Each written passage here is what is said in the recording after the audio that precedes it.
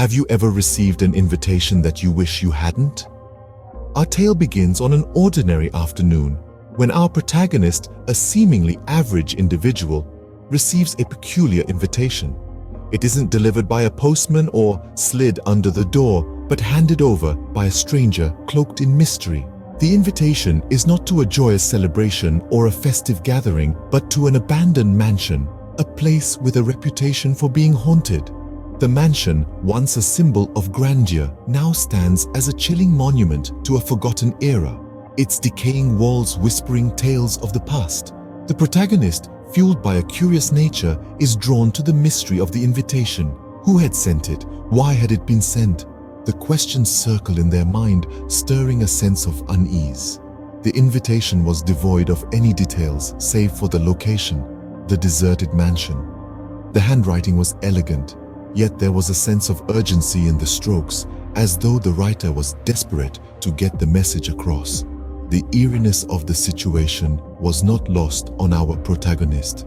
The mansion was known for its unsettling history, whispered stories of vanished inhabitants, and strange occurrences.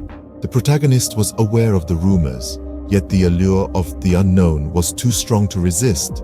The uncertainty of the situation cast a long shadow, but curiosity, as they say, is a powerful motivator.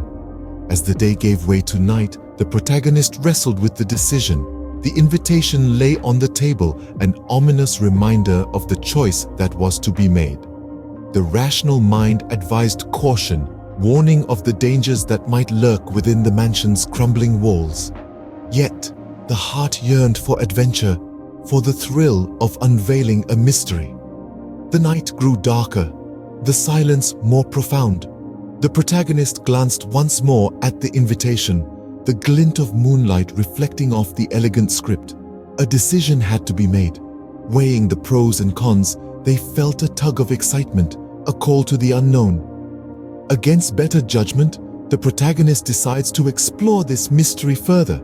Imagine stepping into a place that hasn't seen life for decades. You can almost taste the dust in the air, and the stillness is so profound, it's like the world has held its breath.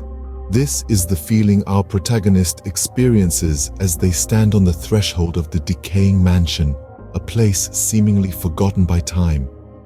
As they push the heavy creaking door open, a gust of stale, cold air rushes out to meet them. The echo of their footsteps on the wooden floor is the only sign of life in this house of shadows. The wallpaper is peeling off, revealing the skeleton of the mansion, its bare walls standing in silent testimony to the countless stories they have witnessed. Every corner of the mansion seems to whisper tales of the past. Strange noises echo off the high ceilings, playing tricks on the mind. Is it just the wind howling through the broken window panes? Or is it something more? The mansion seems to be alive, breathing with an eerie rhythm that sends shivers down the spine. In this labyrinth of forgotten memories, our protagonist stumbles upon a room. It's an old study, filled with dust-covered furniture and cobwebs that hang like forgotten memories. But what catches their eye is a collection of old photographs, each one featuring a face that is disturbingly familiar. It's as though each face is a distorted reflection of their own, staring back at them from a different era. The further they delve into this collection, the stronger the feeling of déjà vu becomes. Each face seems to hold a fragment of their own identity, their own story. It's an uncanny sensation, like staring into a mirror of the past. Each photograph seems to whisper a story, a secret, a warning. As the protagonist stares at the photographs, a sudden chill runs down their spine. They realize they're not alone in the room. The room seems to close in on them, the photographs bearing down on them with their silent, accusing stares. In the silence, they can almost hear the mansion's heartbeat.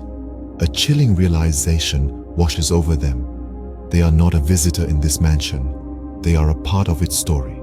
Ever felt a presence around you, even when you're alone? There's a chill that races down your spine, a prickling sensation on the back of your neck, a shiver that makes your hairs stand on end. That's what our protagonist is experiencing right now. They're not alone. They can feel it. An invisible presence, a silent stalker lurking in the shadows. Their heart pounds in their chest like a drum, each beat echoing the tick-tock of the old grandfather clock in the mansion's hallway. The rhythm is steady, but the fear is growing. It's a terror that creeps in slowly, like fog rolling over a desolate landscape. It's a fear that's palpable, that fills the room, that makes the air heavy and hard to breathe. They move, their footsteps echoing off the stone walls, their breath shaky and uncertain. They're looking for an exit, an escape, a way out, but with each step, the mansion seems to twist and turn, like a living, breathing entity. Corridors stretch into eternity. Rooms spin and swirl in a dizzying dance of dread. The mansion is a maze, and they're the unwilling participant in a game of cat and mouse. The panic sets in, a wild, frantic desperation.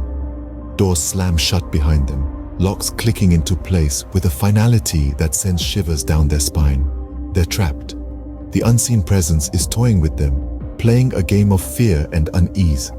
The dread is a living thing, wrapping its cold, clammy hands around their throat, squeezing the breath from their lungs, the hope from their heart. The terror is a symphony, a crescendo of fear that builds and builds until it's all they can hear, all they can feel.